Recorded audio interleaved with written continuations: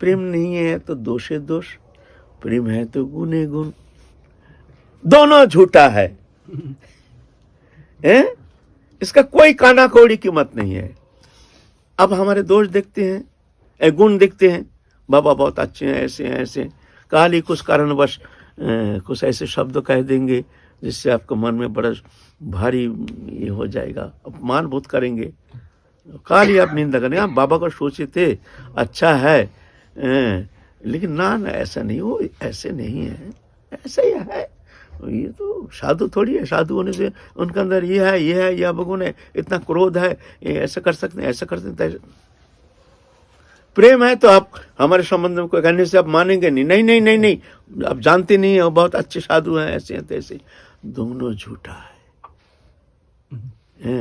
साधु जो भगवत भजन करना चाहते हैं वो इसमें नजर डालना ही एक मूर्खता है।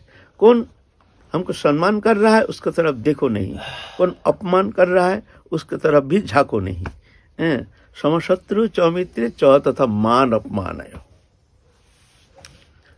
यह भगवान कहते हो मेरे भक्त हो। क्यों? भक्त होने से वही उसके अंदर ये सद्गुण हो सकता है, सद्गुण की अवस्थिति हो सकती है। भक्त नहीं होने थोड़ी हो ऐसा हो सकता है। शत्रु मित्र में समान हो जाएगा, मानव मन में समान भाव कर लेंगे। शीत उष्ण सुख दुख सुख, अरे ठंडी गर्मी ये प्रकृति के नियम है, इसको सहन करना चाहिए। साधु जो है इसको सहन करने के लिए चेष्टा करेंगे, घबराएंगे नहीं। गर्मी है, कहाँ जाऊंगा भाई? अरे भाई ऐसा करने से क्या होता है?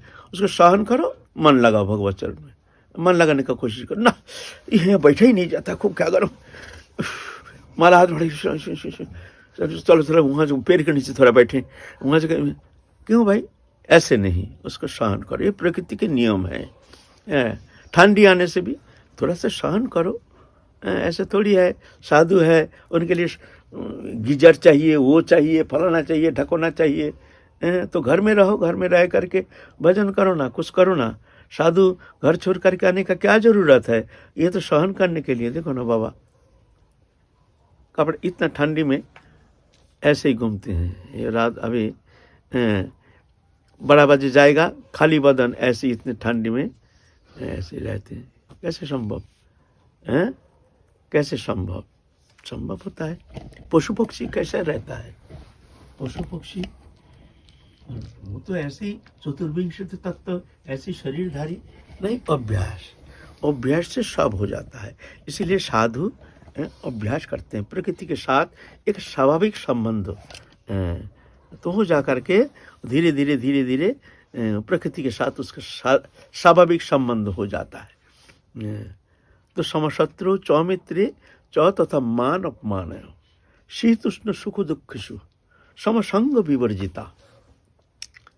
संग विवर्जिता, संग से जैसे मन में रंग लगता है, लेकिन वो साधु संग से उसका मन में कोई रंग लगता नहीं है। लेना ना देना मगन रहना, दुनिया का मेला मैं हूँ अकेला। मेला चल रहा है, मेला के अंदर चल रहे हैं हजारों लोग, कितना कुछ कर रहे हैं, कितना कुछ देख रहे हैं। साधु देखते हैं ये मेला है, हम भी मेले में, लेकिन हम हैं अकेला। ना कोई था हमारा, ना है, ना होगा, ना हो सकता है। हम ठाकुर जी के हैं, ठाकुर जी हमारे हैं, ऐसी भावना लेकर वो चलते हैं। दुनिया का मेला, ना लेना ना देना मगन रहना, यह है साधु। समसंग विवर्जिता, तुल्य निंदा स्तुति। कोई निंदा करने से भी वो ज्यादा दुखी नहीं होते हैं। ये तो अज्ञानता है। हमको कह दिया ये बहुत गलत आदमी है, ये बहुत बेकार साधु है, ये ऐसा है, तैसा है, तैसा है। अरे तो भाई ये क्या, हमारा जो आत्मा है वो तो सर्वथा निर्दोष, कुछ भी कहो। हम तो शरीर नहीं, हमसे इससे अतीत हैं। हम तो निर्मल है, शुद्ध है, सनातन है, आनंदमय है, दिव्य है, गुणातीत है, इंद्रियातीत है। हम ठाकुर जी के हैं, राधा रानी के हैं, राधा रानी हमारी हैं। हम मायातीत, गुणातीत, इंद्रियातीत। तो ये शब्द से क्या होता है? इसमें हमारा क्यों चोट लगेगा? ये लगता है कहाँ? अहंकार के ऊपर। अहंकार मैं हूँ, ये मैं में जाके चोट लगता है तो जाकर के बिलबिला जाता है। निंदा कर दिया, हमको ऐसा शब्द कह दिया, हमको ऐसा शब्द कह दिया। अरे कह दिया, कहने दो ना, हाँ? कहने दो ना, बोलो। अत्याचार करना एक जुर्म है और अत्याचार सहना उससे भी बड़ा जुर्म है, ऐसा कुछ सुना है। देखो, जुर्म है किसी का अन्याय सहन करना, अन्याय करना जुल्म है, अन्याय सहन करना जुल्म है। बात खूब सुंदर है। तो दूसरा का अन्याय देख करके उसको सहन नहीं करना चाहिए, तो है ना। और तुम्हारे अंदर जो अन्याय तुमने किया, तुमने कर रहे हो, इसका सजा कौन देगा? सहन कैसे कर रहे हो? तुम्हारे भीतर जो अवगुण है, देखा है झांक के, अपना जो भीतर में जो अवगुण है, इसको सहन नहीं करना है। ये कहें साधु के लिए क्या है ना, अपना भीतर में कोई भी अवगुण आ जाए उसको सहन नहीं करना चाहिए। हमारे अंदर ये अवगुण, इसको कैसे, मैं भजन करने लायक नहीं हूँ, मैं भगवत भक्त होने लायक नहीं हूँ, मैं भगवान से बहुत दूर हूँ, क्या करूँ, कहाँ जाऊँ, ऐसे पश्चाताप होनी चाहिए, भगवान से प्रार्थना करनी चाहिए और कोशिश करना चाहिए पुनरावृत्ति ना हो, ऐसे ना हो। एक साधु था,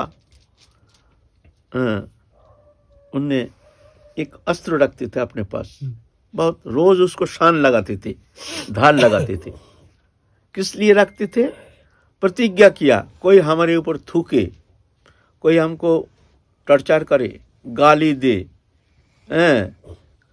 किसी भी अवस्था में हम कुछ कहेंगे नहीं। ये प्रतिज्ञा मैं शपथ करता हूँ, भगवान के सौगंध खा के मैं शपथ करता हूँ, हमारी ये प्रतिज्ञा अगर खंडित हो गया तो ये अस्त्र के द्वारा मैं आत्महत्या कर लूंगा।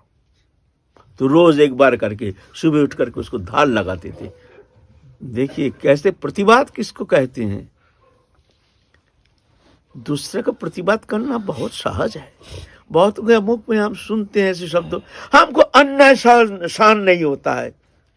सुन करके ना हमारा शरीर इतना बिलबिला जाता है, मालूम होता है इसको मैं गला घोट के मार दूं।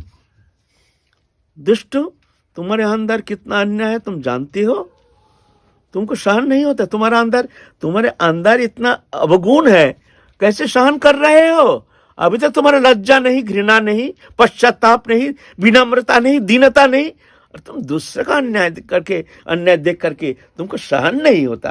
हमको अन्याय जैसे ऐसे सुनने में आता है जैसे वो सर्वथा निर्दोष, समस्त दोष एकदम पार लगा दिया, हमको अन्याय सहन नहीं होता है। बाबा कितनी बड़ी शब्द, ये अहंकारवाचक शब्द है, ये अहंकारवाचक शब्द। दूसरे का दोष देखना ही सबसे बड़ा अन्याय है। हमारे गुरुजी कहते थे चरित्रिक जितना दोष है साधु के लिए, दूसरे का दोष देखना सबसे बड़ा दोष है। ये दोषमय संसार है, ये संसार दोषमय है। ऐसा कोई मनुष्य शरीर है नहीं जो सर्वथा निर्दोष। मोह, तंद्रा, भ्रम, रुक्ष रस, परिश्रम, असत्य, क्रोध, आकांक्षा, आशंका, विश्व विभ्रम, उल्लंघन, वैषम्य, लोलता, मद, मात्सर्य, हिंसा, छेद, परापेक्षा, ये 18 दोष जीव में प्रधान है।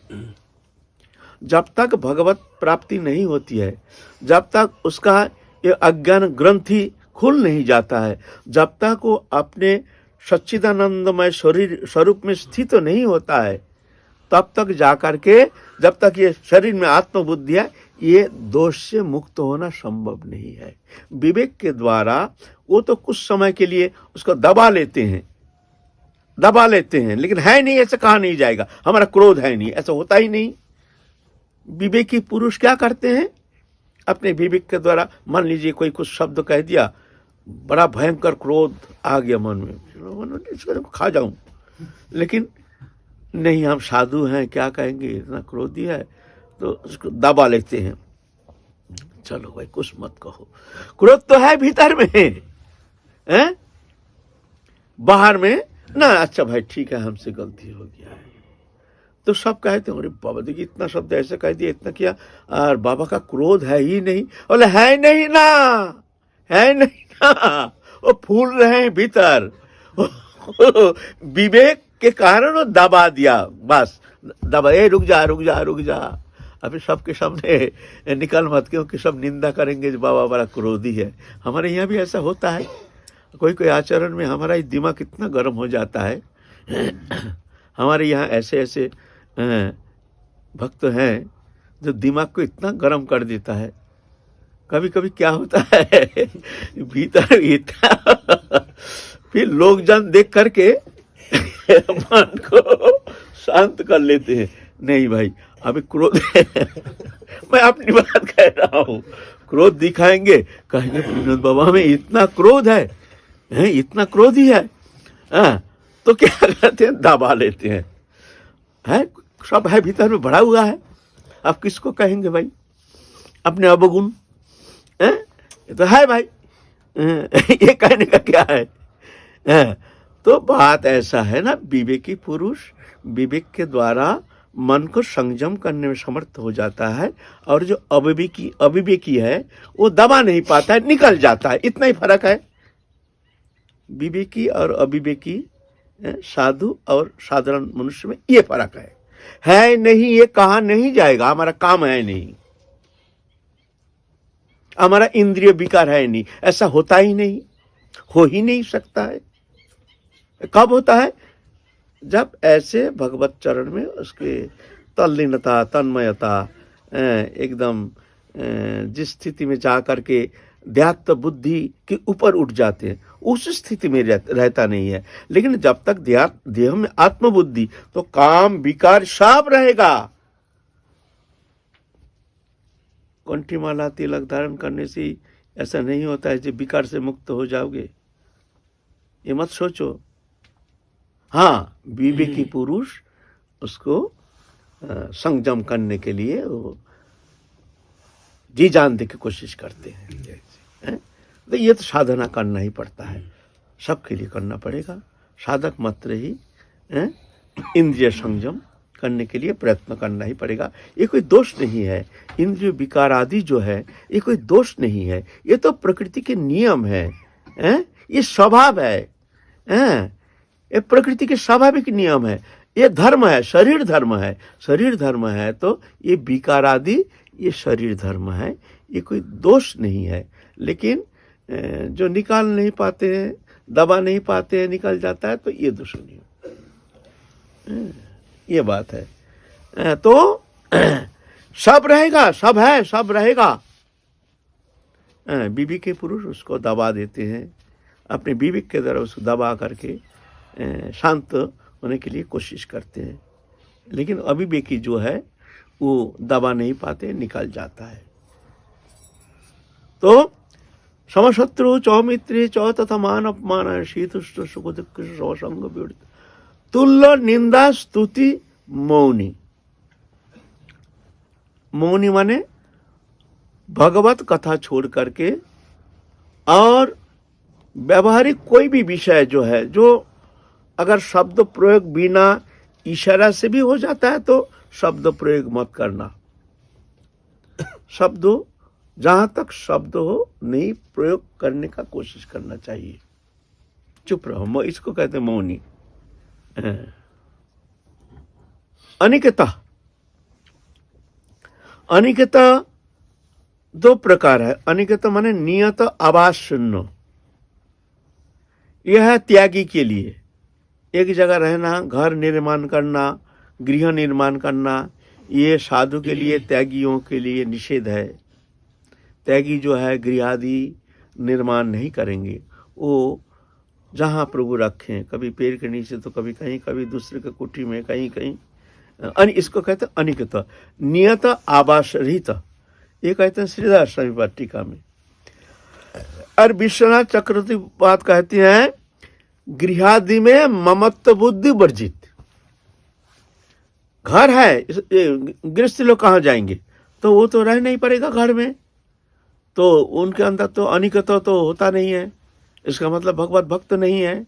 बोलते ना, अनिकत शब्द का माने करते हैं गृहादि में ममत्व बुद्धि वर्जित, ये मेरा नहीं है, ये तो रह रहे हैं, ये प्रभु ने दिया, प्रभु के देन है, ये हमारे नहीं, हमसे कोई लेना ना देना, हम तो प्रभु के हैं, प्रभु हमारे हैं, जान करके अनासक्त हो करके घर में रहना, अनिकत, इसको कहते हैं अनिकत।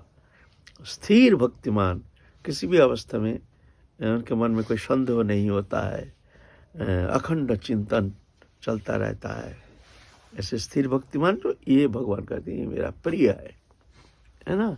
ये गीता ये शिक्षा देते हैं। तो गीता के जो आचरण है, गीता जो अनुमोदन करते हैं, ये विश्व मानव जाति के लिए, सबके लिए आचरणीय, सबके लिए पालनीय, ये गीता ये विश्व मानव जाति के लिए संदेश लेकर आते हैं। तो आज कथा ही विश्राम, फिर काल चलेंगे गीता संबंध में, फिर आगे चलेंगे। जय जय श्री राधे श्याम।